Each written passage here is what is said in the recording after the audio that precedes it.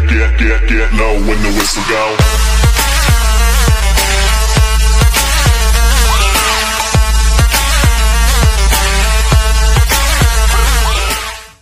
Hai ja tervetuloa mun uuden videon pariin. Ja tänään vuorossa on ehkä yksi toivotuimmista videoista ja se on musikalli Q&A, joten eiköhän mennä videoon.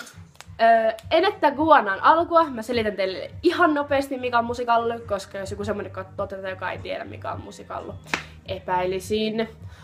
Mutta musikalli on siis niinku lip sync -sovellus, eli se on vähän niinku Dubsmash, mutta paljon parempi. Ja musikallin perusvideoit on semmoset, missä niinku heltaa kameraa ja se näyttää ulkopuolisen silmään todella tyhmälle, mutta se on hauskaa ja sitä me tehdään.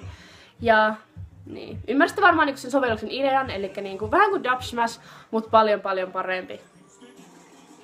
Kuinka kauan mulla kestää tehdä yksi musikalli? Semmonen, niinku jos mä teen normaalin musikallin, niin siihen menee joku 2 minuuttia. Mut jos mä niinku muokkaan sitä, niin sit siihen saattaa mennä jopa tunti. Milloin nopeudella mä kuvaan? Niin mä kuvaan yleensä fastilla, mut sit jos tulee joku semmonen niinku slow motion juttu, niin sit yleensä käytän ihan slow wave. Mä en koskaan käytä niitä kahta, mä en nyt muista minkä nimi siinä oli. Mä kirjoitan ne tähän, mut niitä mä en ikinä käytä. Miten musta tuli Barbie Finn? No, siis mä aloitan sen musikallin, sit mä vaan niinku mietin mun nimeä, sit joku ulkomaalainen tuli sanoa mulle, että mä näytän Barbille. Sit mä olin silleen, no Barbie Finn ja tälleen, ja sitten mä vaan niinku otin sen nimen käyttöön ja nyt ollaan tässä pisteessä. Mä voin laittaa sen tähän. Nyt te näette sen tässä jossain.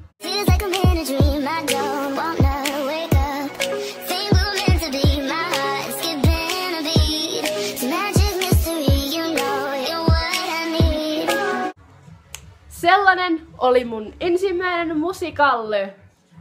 Todella taitava, koska nykyään niin kuin mun musikallit, esimerkiksi jos mä vaikka muokkaan niitä, niin ne näyttää suunnilleen tältä. Okei, mä ehkä vähän zoomaan sitä. Näin.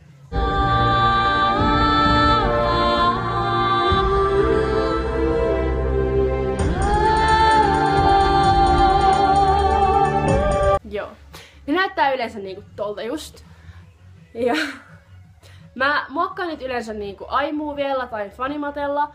Mut nyt mulla ei ollut Fanimatea käytössä vähän aikaan, eli iMovie on toiminut yllättävän oikeasti hyvänä niinku muokkauksen lähteenä.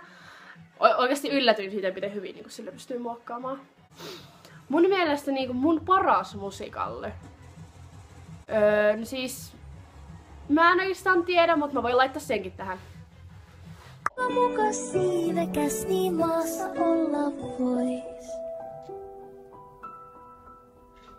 Vakavasti otti vasta, kun tuo pieni keiju nukkui pois. Siinä oli mun paras musikalli.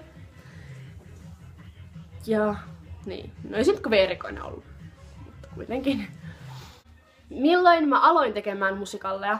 No siis rehellisesti.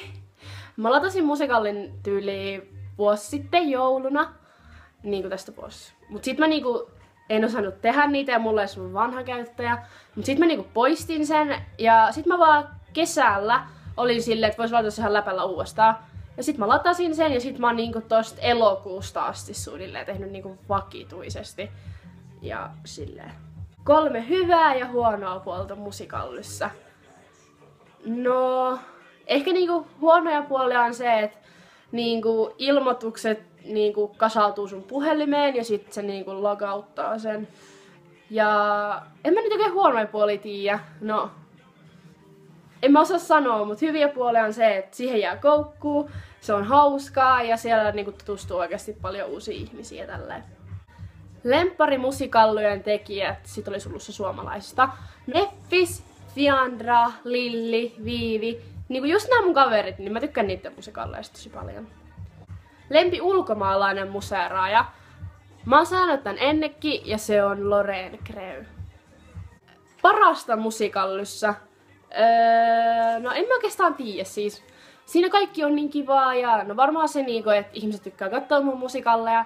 Ja sit se just, että pystyy tutustumaan niinku uusiin ihmisiin ja niin. Gringein musical, mitä on ikinä nähnyt. No se tulee nyt niinku tähän näin.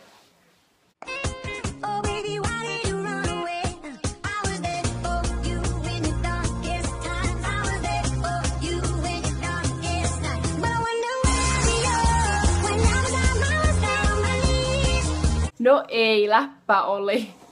Oot ihana Neppis. Ja nyt kun mä saan paskamyrskin, niin joo, me ollaan Neppiksen kanssa kavereita, joten älkää nyt ottako Neppisfanit tunteisiin tosta videosta. Ootko omasta mielestä hyvä tekemään musikalleja? No siis mun mielestä mä oon ihan normaali, että mä en oo omasta mielestäni mitenkään erikoisen hyvä tekemään niitä, mutta jostain syystä ihmiset tykkää niistä. It's all I need, all I want is for you to stay a little longer now. With arms around